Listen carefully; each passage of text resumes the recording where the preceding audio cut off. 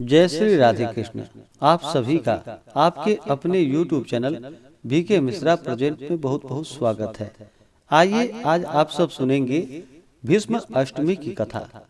माघ मास की शुक्ल पक्ष की अष्टमी को, जिसे कि भीष्माष्टमी के नाम से जाना जाता है, इस दिन विशेष प्रकार से जौ, तिल, गंध, पुष्प, गंगाजल और दर्भ आदि से भीष्म जी का श्राद्ध अथवा तर्पण करे तो अभिष्ट सिद्धि की प्राप्ति होती है।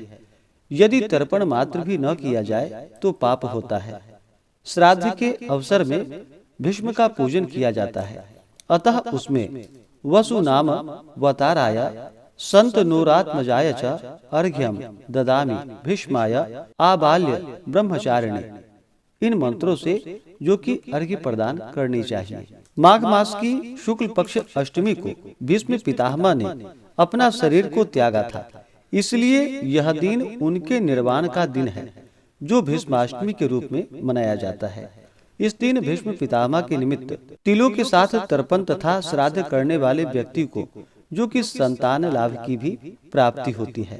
तो आइए सुनते हैं भीष्माष्टमी की कथा। कथा के अनुसार भीष्म पितामह का असली नाम जो कि देवव्रत था, वह शांतनु की पटरानी गंगा की कोख से उत्पन्न हुए थे। एक बार राजा शांतनु शिकार खेलते खेलते गंगा के पार चले गए। लौटते समय नाव पर उनकी भेंट जो कि हरिदास कीवट की पुत्री मत्स्य गंधा से होती है। वे उसके रूप और लावण्य पर मुग्ध हो जाते हैं। राजा शांतनु हरिदास से उसका अपने लिए जो कि हाथ मांगते हैं, परंतु वह राजा के प्रस्ताव को ठुकरा देता है कि महाराज, आपका ज्येष्ठ पुत्र जो कि देवव्रत है, जो राज्य का उत्तराधिकारी है, यदि आप मेरी कन्या के पुत्र को राज्य का उत्तराधिकारी बनाने की घोषणा करें तो मैं तैयार हूँ। शांतनु ने इस बात को मानने से मना कर दिया, परंतु वह मत्स्य गंधा को भूल न सके, उसकी याद में व्याकुल रहने लगे। एक दिन देवव्रत ने उनसे व्याकुलता का कारण पूछा।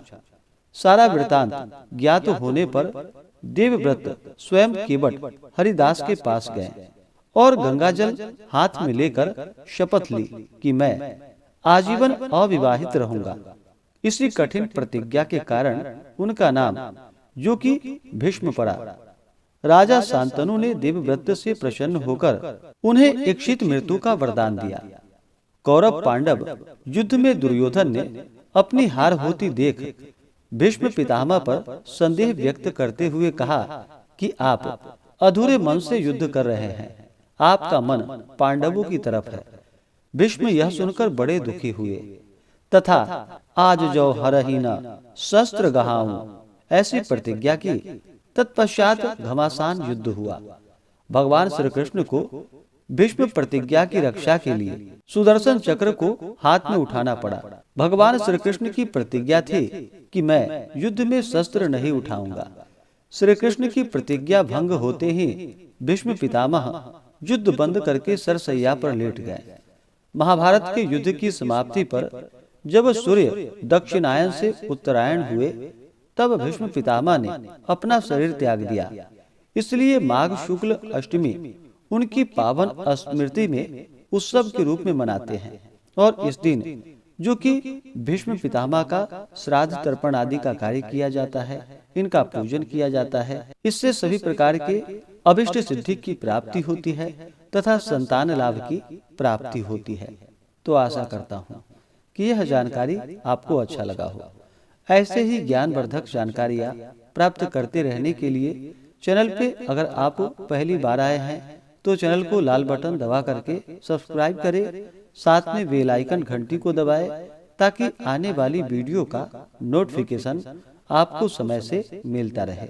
वीडियो को लाइक करें, शेयर करें। सुखी रहें और स्वस्थ रहें। जय श्री राधे कृष्ण। धन्यवाद।